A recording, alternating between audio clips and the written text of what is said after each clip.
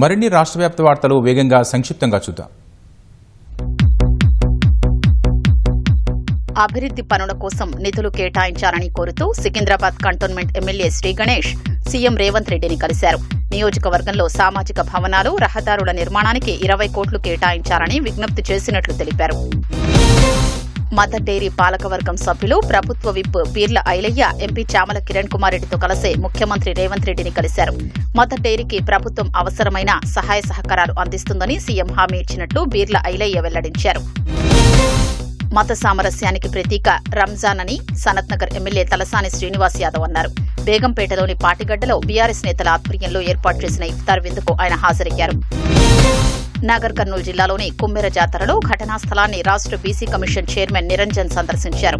మృతి చెందిన పసికందు సమాధి వద్ద నివాళులు అర్పించారు. చిన్నారి తల్లిదండ్రులతో నేరుగా మాట్లాడి పరామర్శించారు.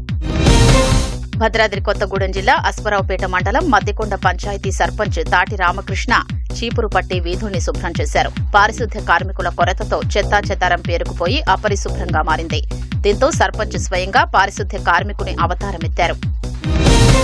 భద్రాచలంలో ఈ నెల 27న జరగనున్న సీతారాముల కళ్యాణ మహోత్సవానికి భక్తులు అధిక సంఖ్యలో తరలిరావాలని కలెక్టర్ జితేష్ వి పాటిల్ విజ్ఞప్తి చేశారు. అధికారులతో సమీక్ష నిర్వహించిన కలెక్టర్ శ్రీరామనవమి, పట్టాభిషేక మహోత్సవానికి పటిష్ట ఏర్పాట్లు చేస్తున్నట్లు తెలిపారు.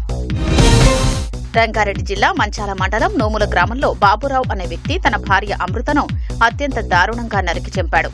డబ్బుల విషయంలో దంపతుల మధ్య వాగ్వాదంతో భార్య మాట్లాడడం మానేసింది. దీంతో కోపం పెంచుకున్న భర్త గొడ్డలితో విచక్షణారహితంగా దాడి చేసి హతమార్చాడు. మహబూబ్నగర్ జిల్లా జడ్చర్ల మండలం గొల్లపల్లిలో 3 రోజుల క్రితం చెరువులో ఈత కొట్టడానికి వెళ్లి గల్లంతైన నవీన్, యాదగిరి మృతదేహాలు లభ్యమయ్యాయి. ఎన్డీఆర్ఎఫ్ పోలీస్ సిబ్బందితో పాటు ప్రత్యేక కెమెరాలతో గాలింపు చర్యలు చేపట్టాయి.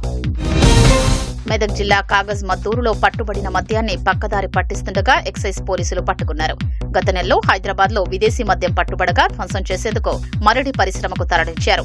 ఇందులోని 4 ఉద్యోగులు 40 లక్షల విలువ చేసే 587 లీటర్ల మద్యాన్ని పక్కదారి పట్టించేందుకు యత్నించారు. హైదరాబాద్ గచ్చిబౌలిలో జరిగిన ఏటీఎం నగదు చోరీ కేసును సైబరాబాద్ పోలీసులు ఛేదించారు. ప్రధాన నిందితుడిని అరెస్టు చేసి 27 లక్షలు స్వాధీనం చేసుకున్నారు. ఈ నెల 12న గోపన్పల్లి తండాలో సెక్యూరిటీ ఏజెన్సీ ఏటీఎంలో నగదు నింపుతున్న సమయంలో నిందితుడు 56 లక్షల నగదుతో వాహనంతో పరారయ్యాడు.